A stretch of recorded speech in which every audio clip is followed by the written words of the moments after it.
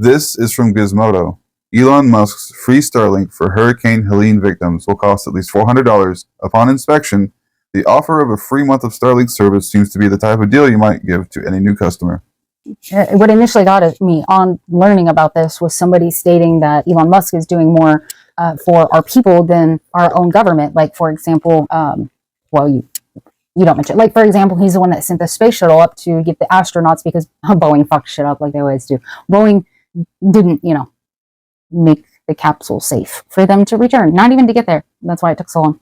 And then finding out that, like, people don't have services during this time, which to me is still kind of seems off. Like, why do people not have service? Why don't they have satellite service? Why aren't they pinging off the towers? In my thought is it's not an accident. Just like I don't think that flooding in that area is a total accident either. I understand that why the flooding happened in North Carolina so bad was because of the rain, and then it hit a dam, and then it hit a dam, and then it hit a dam, and it was just a domino effect. But just to be a conspiracy theorist, throw out the idea that maybe somebody had sabotaged one of those dams. Maybe somebody had pushed for these things to happen. Maybe it has something to do with the uranium. As Elon Musk likes to do whenever disaster hits somewhere in the world, Hurricane Helene was another opportunity to show off his generosity and make himself part of the news. This time, Musk made headlines with a promise that SpaceX Starlink would be free for 30 days to help in places where fiber and cellular infrastructure might have been knocked offline. More than 200 people have been identified as dead in the disaster. But the catch is that it's really not free at all. It really looks like not much more than a glorified new customer promotion.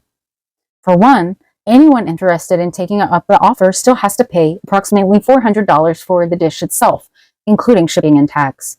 And they're getting automatically enrolled into a $120 per month contract when the free month ends. Other problems with Musk's offer. The Register has published a story investigating the free Starlink deal and traveled to Boone, North Carolina to see how it's been received by locals. They interviewed a resident named Kenny Bauman, who wasn't thrilled. He noted that many communities have been turned into rubble by the hurricane, and if UPS can drive the roads to deliver someone a Starlink dish, wherever they live probably isn't damaged too severely. And considering that the Starlink's delivery time is quoted as 2 to 3 weeks, broadband or cellular service could be restored for these folks by then, in which case the space-based satellite services wouldn't even be necessary. There's also a comical logistic issue pointed out by the Register. You need to find a data connection to even order and activate the Starlink deal in the first place. And if you can get enough cellular signal to sign up now, you might wonder why you would wait weeks to be pulled into a paid-for satellite service. I could connect to an active webpage in the middle of nowhere, said Nicole Hensmith-Prickett, an editor at the Register, who was sent out to a damaged community to try and order Starlink. The offer is geofenced, which really says, hey, data connectivity could actually be working again, but not for you with Starlink unless you pony up. It was insult to injury for many here who thought free internet space magic was real. It's not even to mention that many people in affected areas are without the power needed for a Starlink dish. They would need a generator, which is not something people commonly own. A month of free Starlink service is great and certainly better than nothing, especially if you already had Starlink.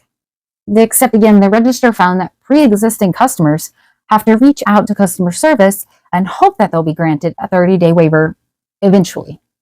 Customers on Starlink subreddit often complain that the company's customer service is painfully slow. To be sure, Musk's Starlink has been majorly helpful in the war-torn Ukraine, where he gave the army completely free service and dishes. Ukrainians have said Starlink has been crucial for maintaining communications on the battlefield and controlling drones where traditional infrastructure has been destroyed. But even there, he reportedly used his unilateral control to block service in Crimea and eventually pushed the US government to start paying the bill. The Starlink offer at least hasn't caused the circus that some of his previous offers did to distract from getting people the help that they needed, like the DIY submarine intended to recover the boys trapped in the cave in Thailand, or the ventilators he donated early on in COVID that actually weren't ventilators. These offers always seem great on the surface until you exercise even a little scrutiny.